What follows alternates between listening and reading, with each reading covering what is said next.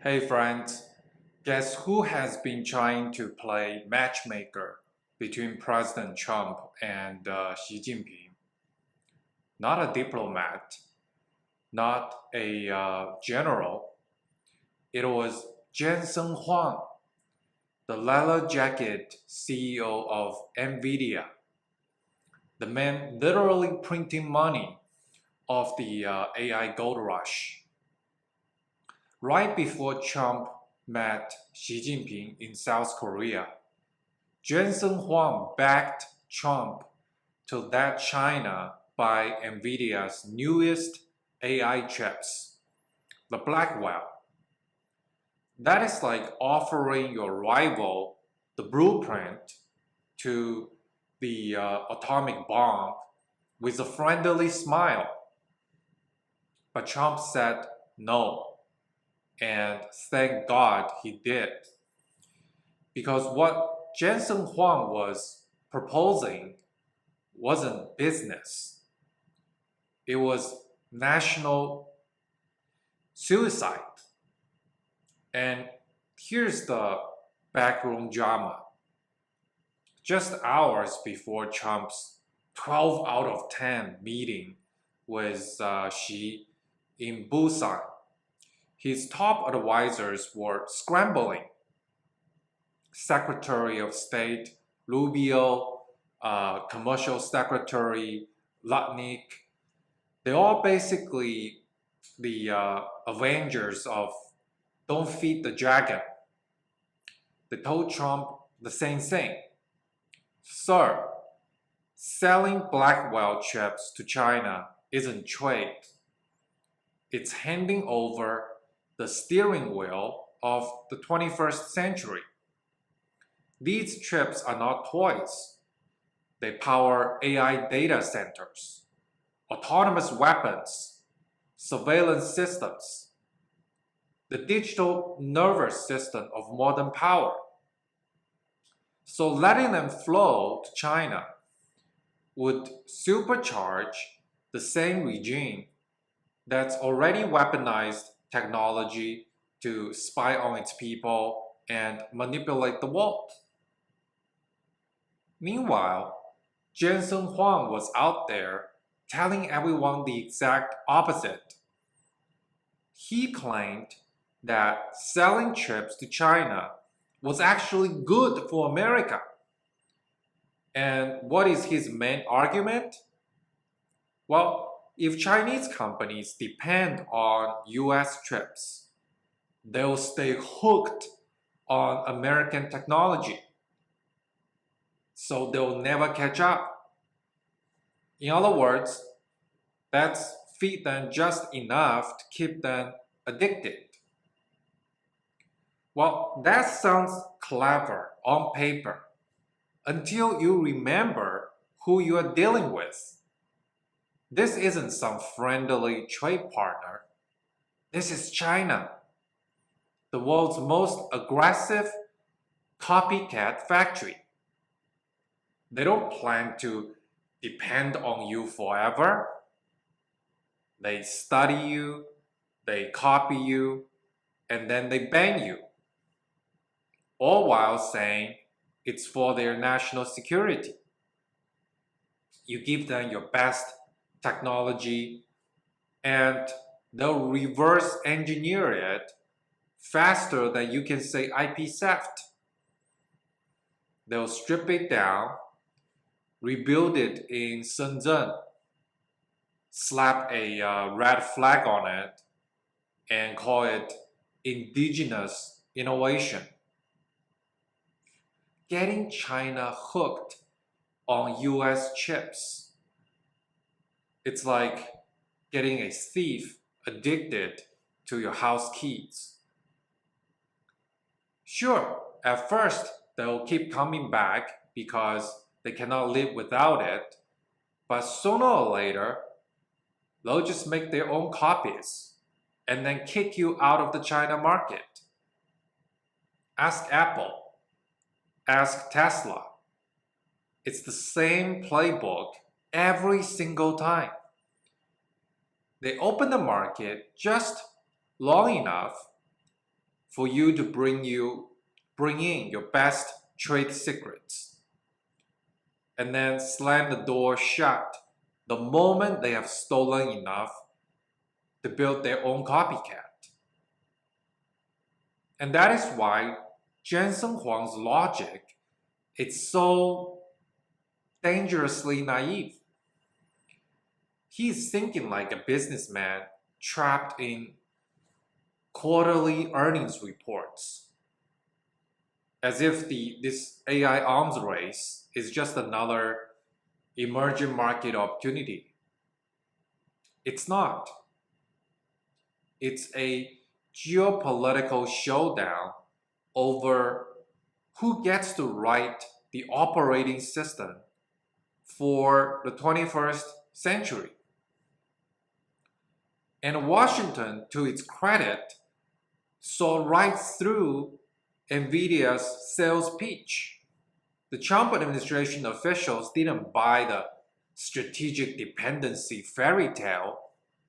They knew that every chip shipped to China is another step toward empowering the very system that censors the free internet, tracks dissidents, and dreams of replacing America as the world's tech superpower. So when it came down to a choice, right, whether it's tech companies' short-term profit margins and stock prices, or long-term national security, in this case, Trump fortunately picked the latter. And that single decision might have saved America years of regret down the line. And after his Asia trip, Trump went on 60 Minutes and made it clear we don't give that chip to other people. So that's not policy nuance. That is a line in the sand. And sure, Nvidia is still pushing to sell a so-called watered down version, right? 30% slower, half as powerful. But that is like saying, hey, don't worry, we're only selling China a slightly smaller bomb. And the White House even floated a bizarre idea, letting Nvidia sell old chips to China if it paid 15% of revenue to the US government. It's not the best idea. And Beijing, in its desperate effort to exact leverage and get the most cutting-edge tech, actually said, no thanks. We don't want Nvidia chips anymore because we only want the best chips. So now Nvidia is stuck with billions in unsold chips and probably a bruised ego. And here's the bigger picture. This story isn't just about semiconductors. It's about survival in a new Cold War of artificial intelligence. Because AI is not just another technology. It's the next industrial revolution and the next arms race rolled into one. Whoever leads in AI will shape not only the global economy, but the rules of power, the military, the privacy, and the truth itself. And yet Jensen Huang once said that it doesn't matter who wins the AI race. I'm just quoting him. Really? That's like saying it didn't matter who got the nuclear bomb first. It could be Soviet Union, it doesn't matter. Well, it absolutely mattered. Because whoever holds the most advanced technology sets the moral direction of entire humanity. The side that controls AI doesn't just control machines, it controls reality. data, narratives, warfare. In a way, AI is the oxygen of the modern world. So whoever controls the oxygen decides who gets to breathe. Now imagine that power in the hands of authoritarian regime that jails journalists, erases history, and tracks its own citizens like livestock. You're not partnering with progress. You're training your replacement. And that is why this whole global AI community fantasy is so laughably naive. Sounds beautiful at Davos in Switzerland. Let's build a shared future for mankind.